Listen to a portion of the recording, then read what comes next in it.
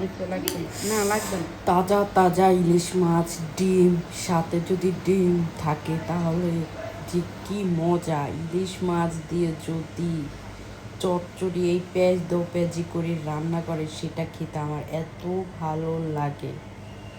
তো এখানে ডিমটাকে যখন মেখে খেয়েছি, এত মজা! মেখে মেখে খেতে এত মজা, আমি কথাই বলতে পারছি না, এত মজা ছিল, এত এত। আর ডিমটাকে যখন মাছটাকে ভেঙে দিচ্ছি দেখতে পাচ্ছেন, এত মজা! আলতো আলতো করে খেতে, মেখে মেখে খেতে আর অনেক মজা। আর কার কার ইলিশ মাছ, ডিম এগুলো পছন্দ অবশ্যই কমেন্ট বক্সে কমেন্ট করবে। আমার থেকে এত ভালো লাগছে। আর আদা রসুনের বাটা দিয়ে খেতে এত মজা, এত।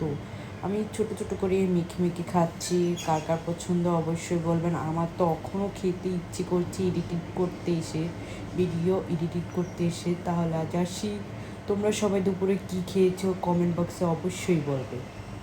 Bye bye.